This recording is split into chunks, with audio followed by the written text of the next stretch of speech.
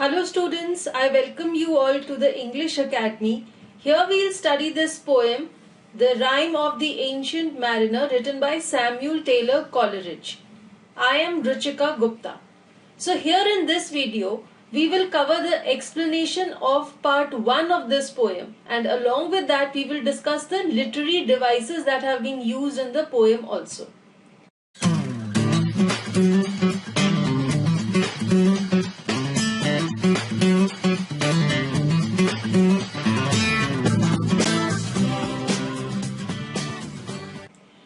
Poem and the explanation, part 1. It is an ancient mariner, and he stoppeth one of three. By thy long grey beard and glittering eye, now wherefore stoppest thou me? First of all, we'll see the meanings. Mariner here means a sailor, a person who sails to the sea.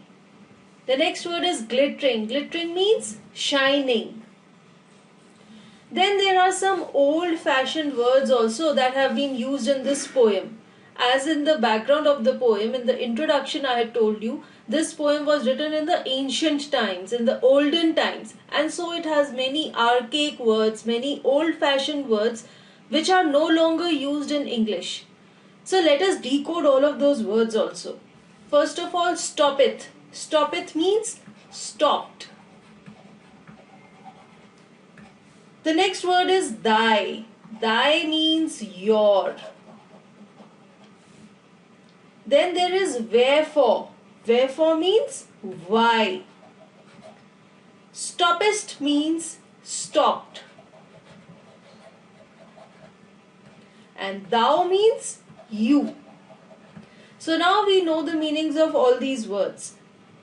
Now in this stanza, the poet says that there is an ancient mariner, there is an old sailor, and he stops one person out of a group of three people, and this person asks the sailor that you have a long grey beard and you have a shining eye. Why have you stopped me? So this person who has been stopped by the sailor asks the sailor, hey old man, you have a long grey colored beard and you have shining eyes. Why have you stopped me?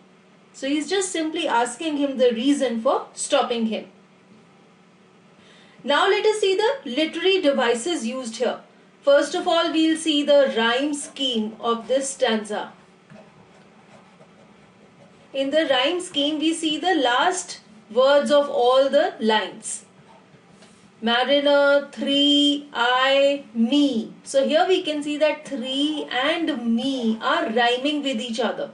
So we will say that the rhyme scheme is A, which stands for line 1, B, which stands for line 2, C, which stands for line 3, and again B, line 4. Because line 2 and 4 are rhyming with each other, so we will repeat B. We will say the rhyme scheme is A, B, C, B. Now let us move on to the next stanza. The bridegroom's doors are opened wide, and I am next of kin. The guests are met, the feast is set. Mayst hear the merry din. Now the meanings first. Kin here means family member, and din means the wedding music. The music which is played at the wedding party. Now some more archaic words that have been used here. Mayst means may. Now in this stanza, the person who has been stopped by the sailor, he is a wedding guest.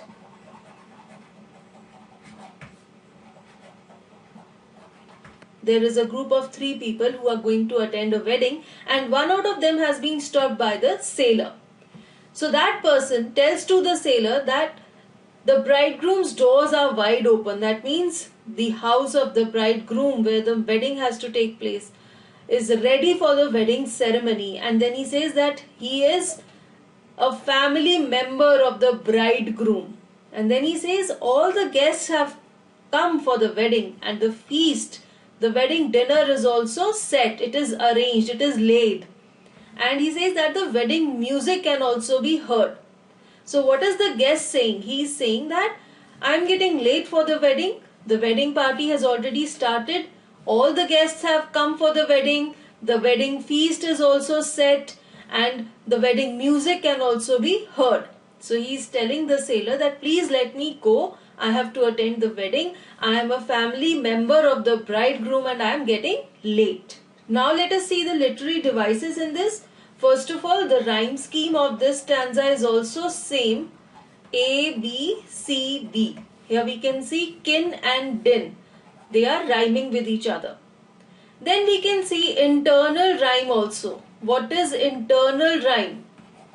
That means rhyming words have been used within a line. Like in line 3 you can see met and set. Both these words are rhyming. This is internal rhyme. The guests are met, the feast is set. Now we see the next stanza. He holds him with his skinny hand. There was a ship, quoth he. Hold off, unhand me, grey-beard loon. Eftsoons his hand dropped he. The meanings, quoth means said. Quoth is also an archaic word not used now, although we use quote, but quoth means said. Another word is loon. Loon means a mad person. Next word is eftsoons. Eftsoons means at once. This is also old-fashioned word, not used any longer. Another old-fashioned word that has been used here is unhand. Unhand means leave me. Lay your hands off me. And then dropped. Dropped means dropped. So in this stanza, the poet says that the ancient mariner held the guest with his skinny hand. Skinny hand means his thin hand. He was very thin. So with his thin hand, he held the guest. He was not allowing the person to go away. And then he started speaking. He started telling him his story. And he said, there was a ship. This was the sentence that the old sailor had spoken when that wedding guest interrupted. And he said, hold off. He said, leave me, you grey-beard mad person. And at once the sailor dropped him. He left his hand. So in this stanza we come to know that the sailor was holding the wedding guest because he wanted to tell him something, and he started speaking and he said there was a ship, and just then that man interrupted. He stopped the sailor and he said that you mad person, leave me. And just then the sailor left that person. The rhyme scheme of this stanza is also the same, A, B, C, B. He is being repeated. So this is rhyming. Another literary device used here is alliteration.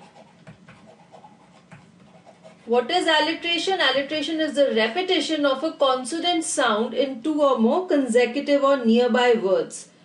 Let us see line 1. He holds him with his skinny hand. In this line, her word, her sound is being repeated so many places. This is alliteration. Now we move ahead. He holds him with his glittering eye. The wedding guest stood still and listens like a 3 years child. The mariner hath his will. Hath here means had. Hath is also an archaic word not used any longer. It means had. So in this stanza, the poet says that although the mariner had left the person, he had removed his hand from him, but still he was holding him with his glittering eye. So we can say that probably he had hypnotized him,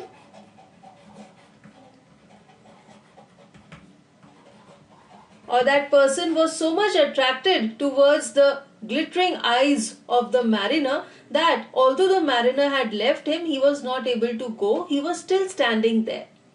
He was standing still, motionless. And just like a child of 3 years of age, who is a small little innocent child, this wedding guest stood there and listened to the mariner. And finally he says that the mariner had his will.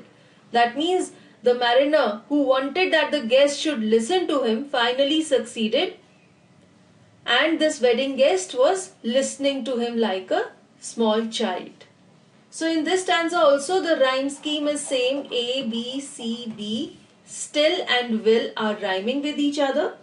Then we can see alliteration over here. Alliteration, I just told you what is alliteration.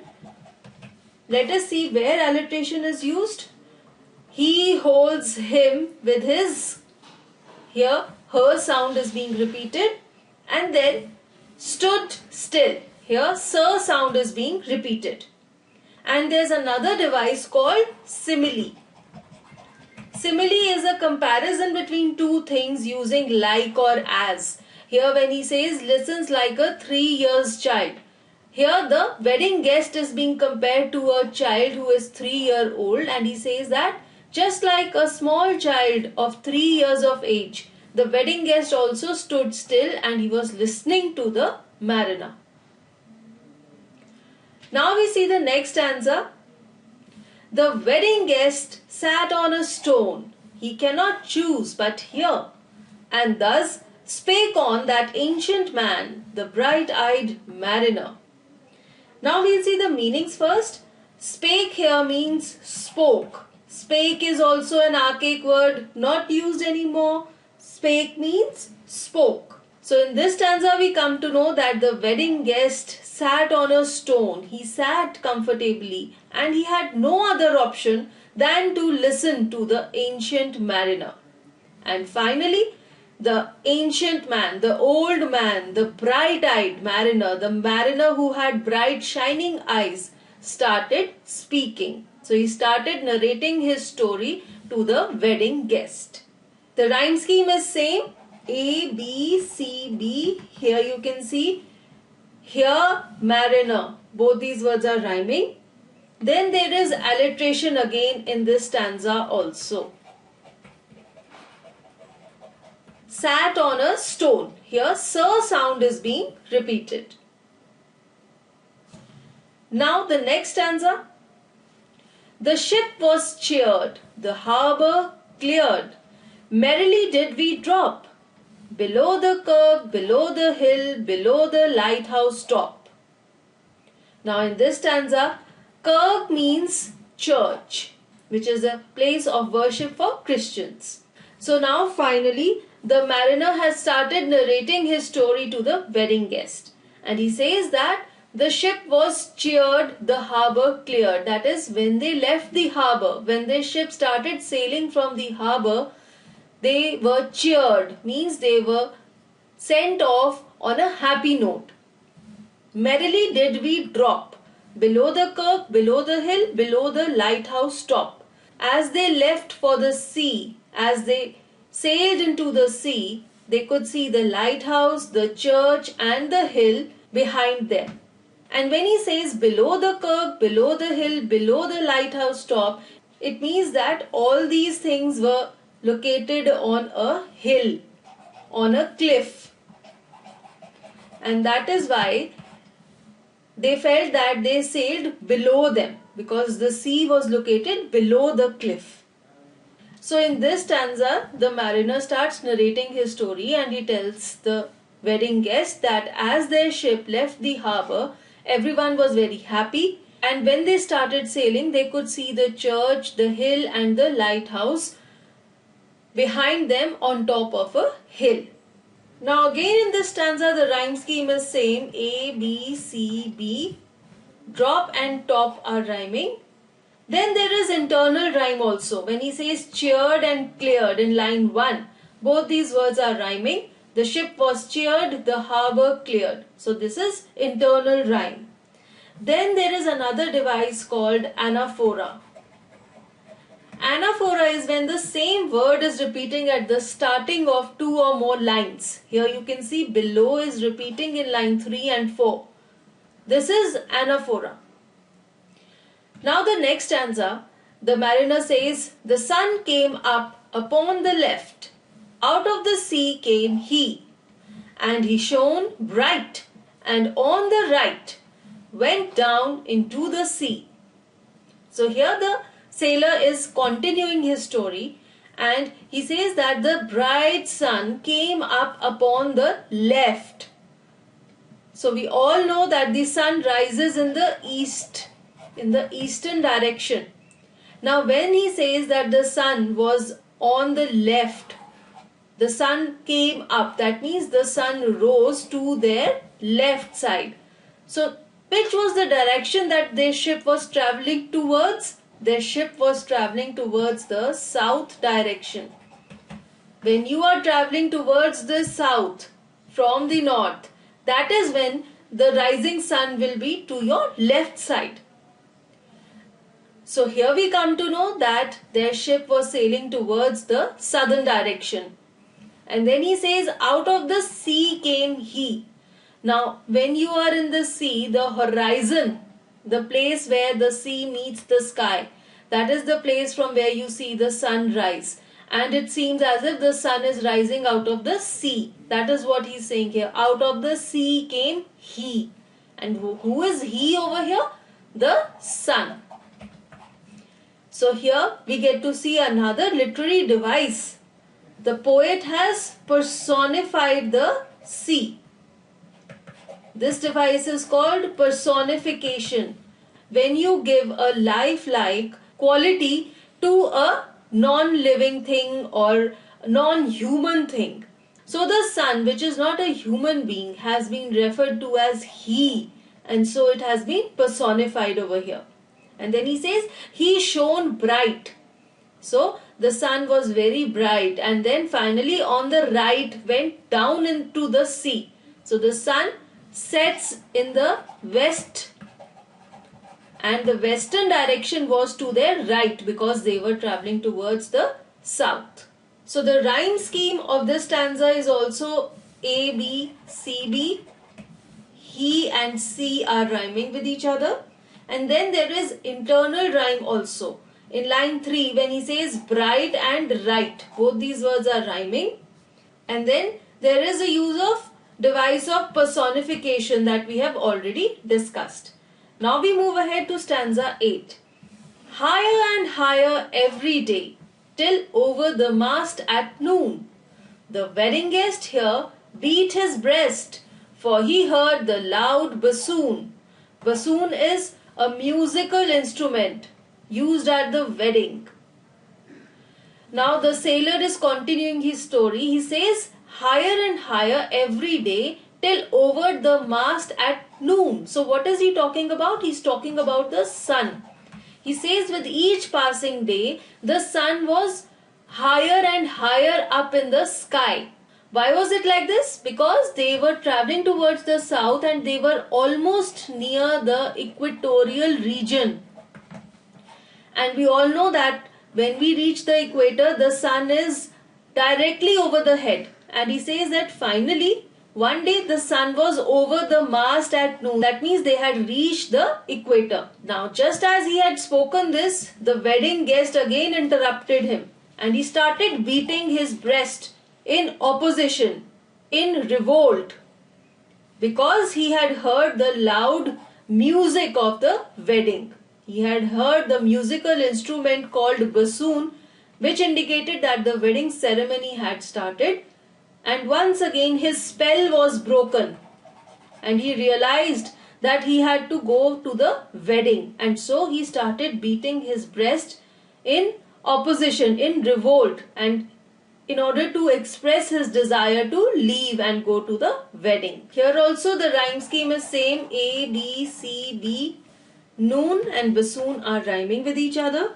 Then there is alliteration also. He heard, beat his breast. Ber and her sounds are repeating. Now let us see the next stanza. The bride hath paced into the hall. Red as a rose is she. Nodding their heads before her goes the merry minstrelsy. So here also, first of all, let us see the meanings. Minstrelsy means a band of musicians. as we all have seen a wedding, when the bride enters the wedding room, enters the hall, there is a band of musicians, a group of singers. They are playing different instruments and they are following her in the procession. Similarly, here also, there was a group of musicians playing different musical instruments and they were accompanying the bride. Now some more archaic words have been used here. Hath. Hath means had. Then there's another word, paced. Paced means walked. Now in this stanza, the poet tells us that a wedding was taking place and the bride had walked into the hall. And then the poet says that she looked as pretty, as beautiful, like the red rose. He says she was as red as a roses. And along with her, in front of her, there was a group of happy musicians who were playing happy wedding music and they were nodding their heads. When a musician is very busy in playing music, they start moving their heads on the right and left side. That is what this group of musicians was doing. So in this stanza we come to know that the wedding ceremony had proceeded further and the bride had entered the wedding hall. She was very pretty. She was as red as a red rose is.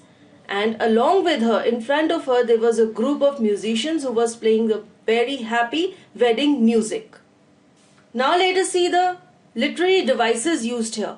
First of all, the rhyme scheme is same, A, B, C, B. Again, she and minstrelsy are rhyming. The next device used here is simile. Simile is a direct comparison between two things using like or as. Here when he says red as a rose, he's comparing the bride to a red colored rose and he says that the bride was as pretty and red like the red rose is. The next device used here is alliteration. Alliteration, I have already told you what is alliteration. Let us see where alliteration is used in this stanza. Merry minstrelsy. In both these words, mer sound is repeating. This is alliteration. Now we move ahead. The wedding guest, he beat his breast, yet he cannot choose but hear, and thus spake on that ancient man, the bright-eyed mariner. Now here first of all, spake means spoke. This is also an archaic word, an old-fashioned word. It means spoke. Now in this stanza, the poet says that when the wedding guest realized that the bride had entered the hall, he started beating his breast. Again, he was protesting. He realized that he had to attend the wedding and he had been stopped forcibly by the ancient mariner, and so he started protesting and he started beating his breast. He started beating his chest. But he had no other option. Still, he was forced to hear the ancient sailor's story. So he was under a spell. He could not move from that place. And thus, that means finally, the ancient man, the old man again started speaking. So here the poet says that once the spell was broken, when this wedding guest heard the music of the wedding and he heard that the bride was entering the hall, he again started protesting. He started beating his chest. But again he was overpowered by this ancient mariner. He could not move from there. And finally, once again, the old man, the bright-eyed mariner, the mariner who had shining eyes, started speaking again. Now again we'll see the literary devices used here. First of all, the rhyme scheme is same, A, B, C, B. Here and mariner, they are rhyming with each other. The next device used here is repetition. Repetition is the repeated use of any word or any line in order to lay emphasis. Now let us see here. Let us look at line 3 and 4. And thus spake on that ancient man, the bright-eyed mariner. This same line has been repeated in stanza 5 also. And here in stanza 10 it is being repeated again because the poet wants to emphasize on this thing that the ancient man overpowered this wedding guest again and again. He sort of hypnotized him with his bright eyes, with his shining eyes, and he forced him to listen to his story. Another device used here is alliteration. We can again see alliteration in this stanza. When he says beat his breast, here b sound is repeating. Now we move ahead to the next stanza. And now the storm blast came, and he was tyrannous and strong. He struck with his overtaking wings and chased us south along. Now here the mariner has again started narrating his story. Tyrannous means harsh, very cruel, very powerful and very cruel. Overtaking means this is a short form for overtaking, something which is so powerful that it leaves you behind and moves ahead of you. So in this stanza, the ancient mariner is talking about a storm. He says that the storm blast came. The storm was like a blast. It was so powerful. And then he refers to the storm as he. He says he was tyrannous and strong. So who is this he? The storm. He says that the storm was very powerful, very harsh and very strong. And then he says he struck with his overtaking wings.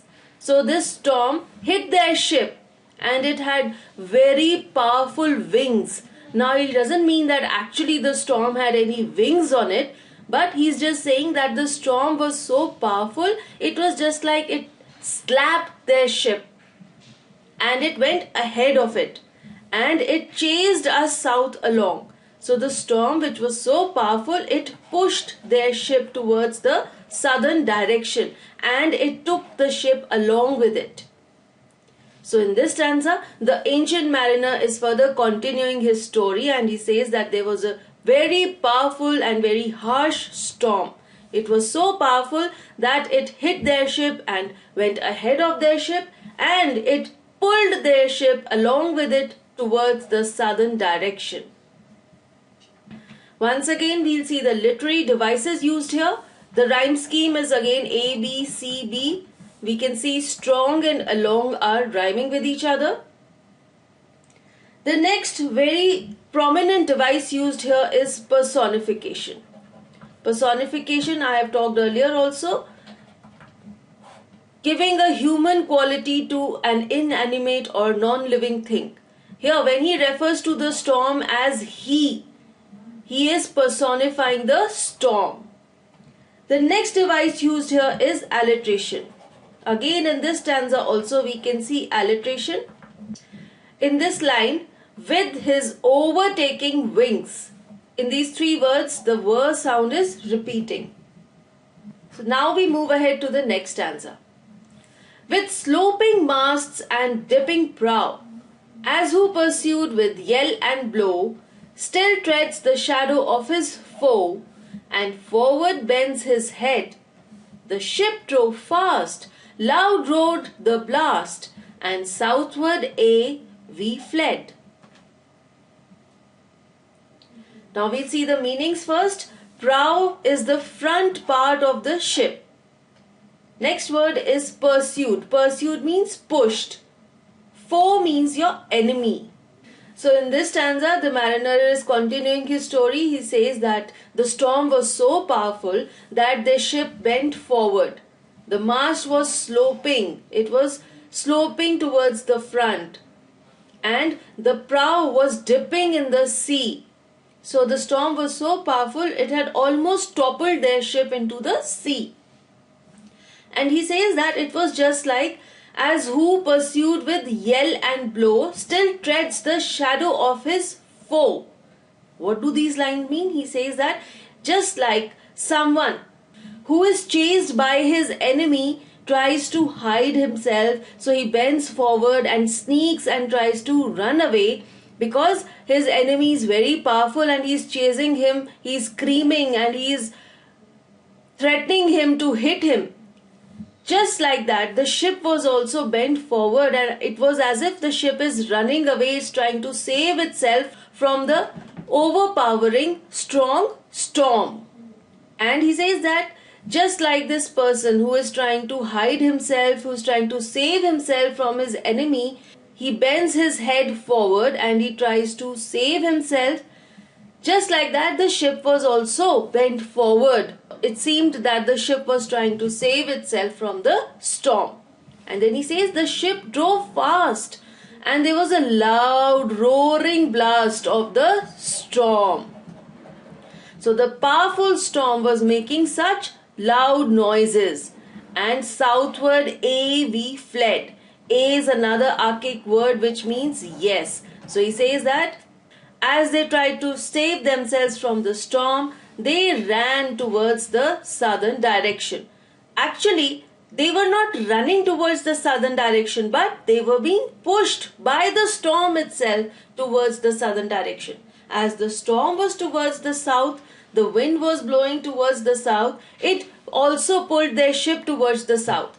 But the mariner says that it was as if we were running and we were trying to save ourselves from this storm, and we were running towards the south, towards the southern direction.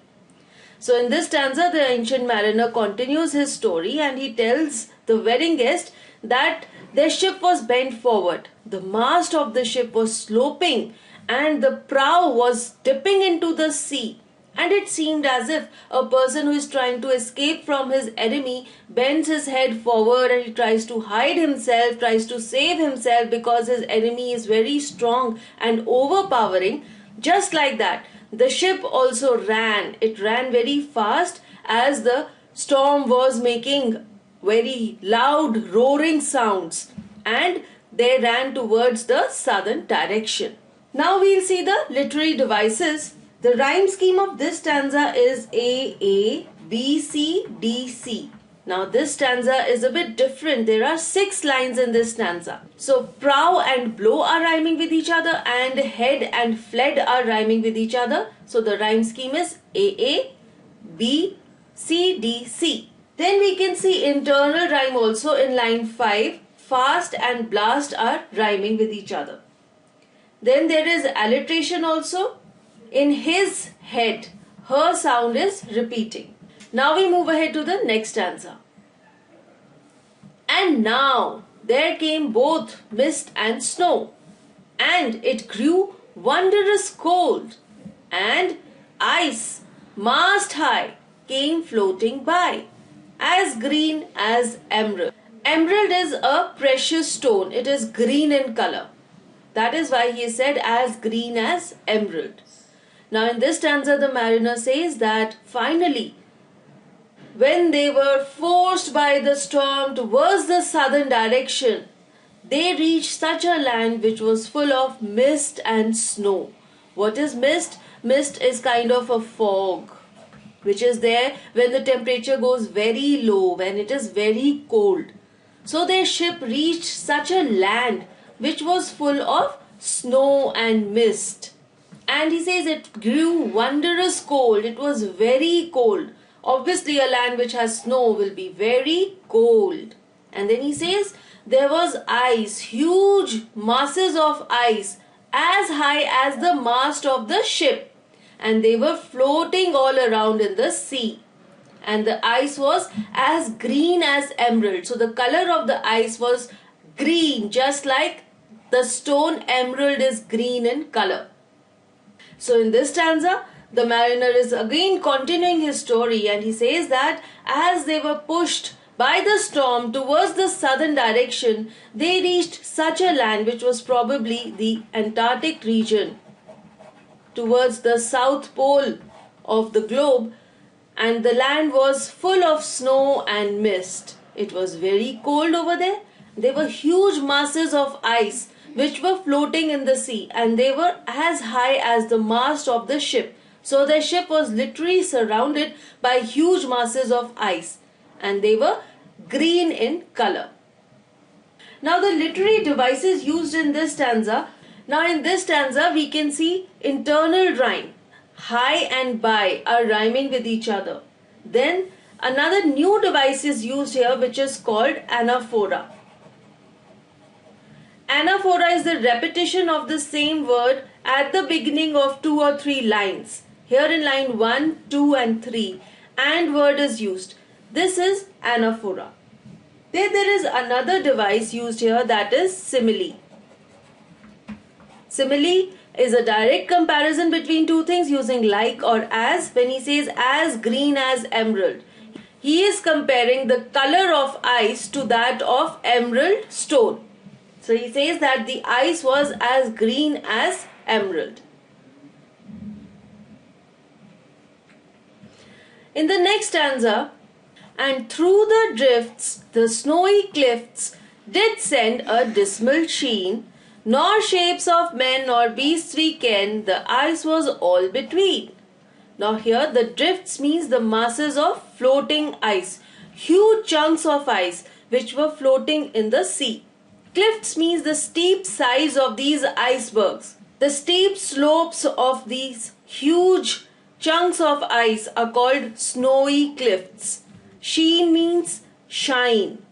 Dismal means sad, gloomy and depressing. Ken means see. Ken is also an old-fashioned word. It means see. Now in this stanza, the old mariner is again continuing his story, and he says that through these huge masses of ice and their slopes, we could see a sad, gloomy shine. So he says that the atmosphere over there was very sad and depressing, because there was no shapes of men nor beasts we see. So he says that there was no sign of any life over there. They could not see any other human being or any type of animal in that area. The only thing that they could see all around was huge masses of ice. And he says that it was a very gloomy and sad and depressing area. He says the ice was all between. There was ice all around them. So in this stanza, the ancient mariner says that as they reached the land of snow and mist, they could see only huge masses of ice all around. They were floating in the sea, and their edges were giving out a sad, gloomy and depressing shine. They were feeling very depressed because there was no sign of life over there. There were no human beings, no animals that could be seen around. The only thing that was all around was ice. The rhyme scheme of this stanza is also A, B, C, B. Sheen and between are rhyming. Then there is internal rhyme also. Drifts and cliffs are rhyming with each other. Then we can see alliteration, did, dismal. The sound is repeating over here. Now we move ahead to the next stanza. The ice was here, the ice was there. The ice was all around. It cracked and growled and roared and howled like noises in a swound. We'll see the meanings first. Swound is a fainting fit.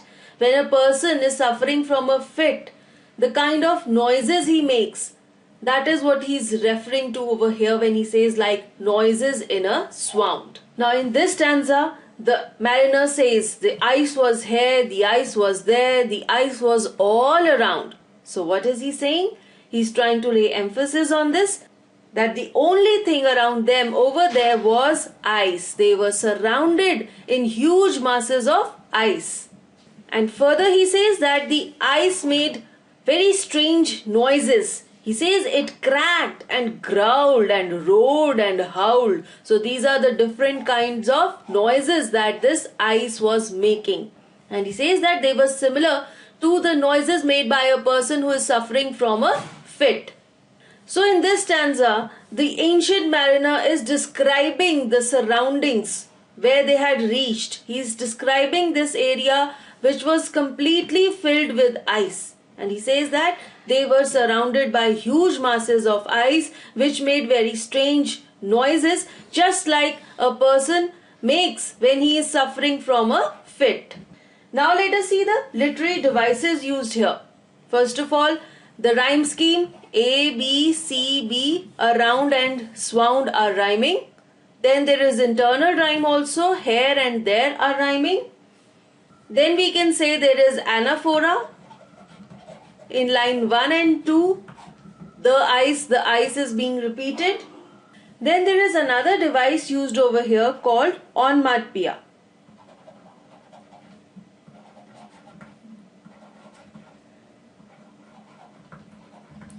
Onomatopoeia is the use of sound words.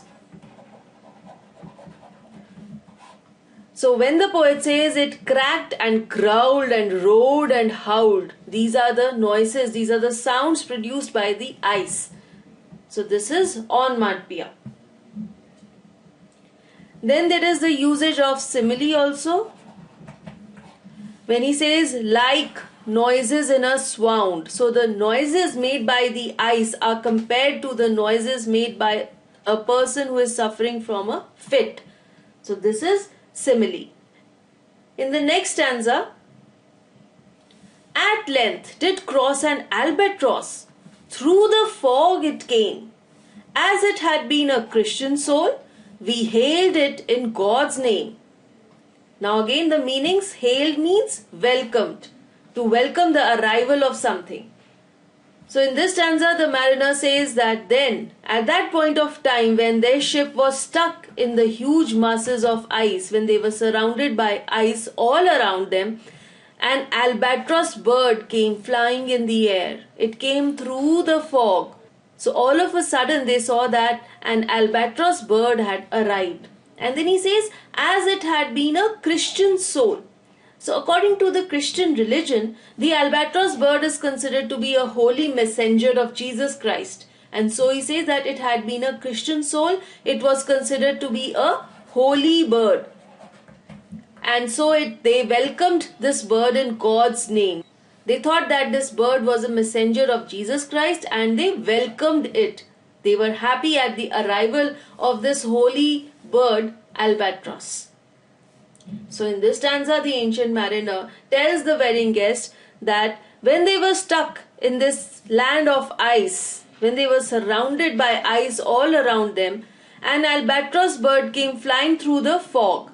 And as the bird is considered to be a holy soul, as it is considered to be the messenger of Jesus Christ, they welcomed it and they considered that its arrival was good for them. Now in this stanza also the rhyme scheme is same. A, B, C, B, came and name are rhyming with each other. Now we move ahead to the next stanza. It ate the food it never had eat, and round it flew. The ice did split with a thunder fit. The helmsman steered us through. Helmsman means the person who is steering the ship, just like the car is driven by a driver. The person who manages the steering of the ship is called helmsman. And the word never, this is a contraction for never. Now in this stanza, the ancient mariner is describing the albatross bird who had just arrived. He says that it ate the food it never had eat. Now this is not the correct sentence structure, but poets have been given this poetic liberty, poetic license that they can alter the structure of the sentence in order to maintain the rhyme of the poem. So that is why he is writing it ate the food it never had eat. So he says that this albatross bird ate such food which it had never eaten before, because it ate the food which the crew of the ship gave it to eat. And it flew round and round. It remained with the ship. It flew around the ship. And then something favorable happened. What was that? The ice split with a thunder fit. Just then, just with the arrival of the albatross bird, the ice which had surrounded their ship and it had made their ship stuck in it, split. It broke. It gave way to the ship. And it made a loud noise like thunder. And as the ice broke, as the ice split, the helmsman steered the ship through the ice and the ship started sailing. So here the ancient mariner says that when this albatross bird arrived, something favorable happened. First of all, the bird ate the food which the crew of the ship gave it to eat, and it flew around the ship. So it remained with the ship. And with its arrival, the ice, the huge mass of ice which had surrounded their ship, broke with a loud noise, and the helmsman drove the ship through the ice, and the ship started sailing once again. The rhyme scheme of this stanza is A, B, C, B. Here we can see flew and through, they are rhyming. Then there is internal rhyme in line 3, split and fit, they are rhyming. Now we move ahead to the next stanza. And a good south wind sprung up behind, the albatross did follow, and every day for food or play came to the mariner's hollow. Now here the word hollow means call, and good means favorable, something which is favorable for you. So the mariner is saying that a favorable south wind sprung up behind, means it started from behind. So as the ice broke and their ship started sailing, another favorable thing happened. What was that?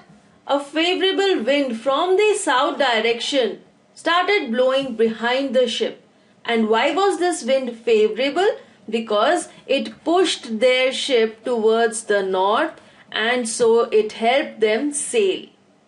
And he says that the albatross bird also followed them. The bird was accompanying their ship.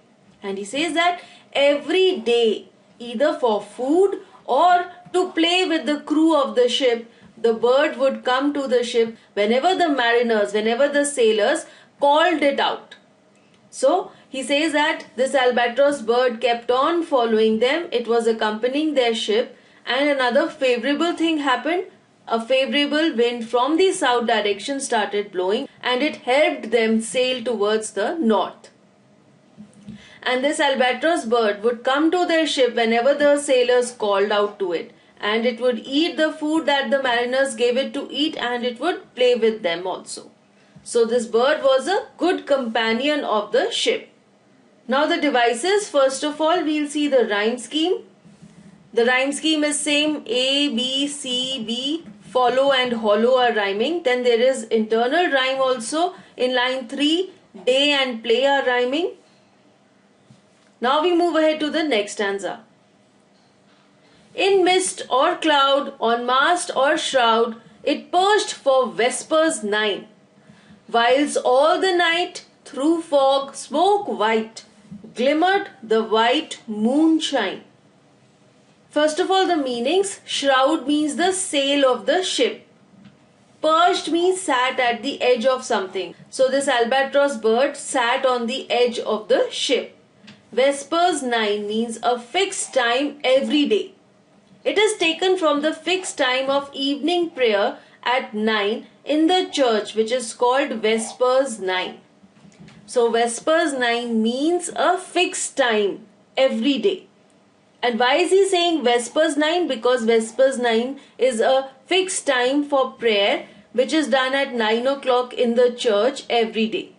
And so he is saying for Vespers 9. So in this stanza, the mariner is saying that the albatross bird would come and sit either on the mast or on the sail of the ship at the fixed time every day. And he says that whether there was mist in the air or it was cloudy, whatever weather it was, the albatross was very punctual. It would come and sit on either the mast or the sail of the ship every day at a fixed time. And he says that through the night there was smoky white fog in the sky, and through it the white light of the moon would shine. So he is trying to describe the atmosphere. He says that in the night there was fog in the sky, and the sky was whitish in color due to the fog, and through that fog the shine of the moon, the light of the moon, which was also white in color, it would shine. So that was the kind of sky that was there, which you can visualize. And he says that in that atmosphere, this albatross bird would come and sit on either the mast or the sail of the ship every day at a fixed time. The rhyme scheme is same, A, B, CB, 9 and moonshine are rhyming. Then in line 1 there is internal rhyme also. Cloud and shroud are rhyming. Then there is imagery also. In line 3 and 4, when he says, whilst all the night through fog, smoke white, glimmered the white moonshine. So here we can visually imagine, we can visualize the scene. Now we see the next stanza. God save thee, ancient mariner, from the fiends that plague thee thus. Why look'st thou so? With my crossbow I shot the albatross. Now here, fiends means the evil spirits. Plague means who trouble. Thee means you. Thou means you. Lookest means look. Crossbow is a very powerful bow and arrow with a trigger. So in this stanza, the wedding guest looks at the ancient sailor and he says, God save thee from the fiends that plague you. He says that, may God save you from the evil spirits that are troubling you. And then he asks him, why do you look like this?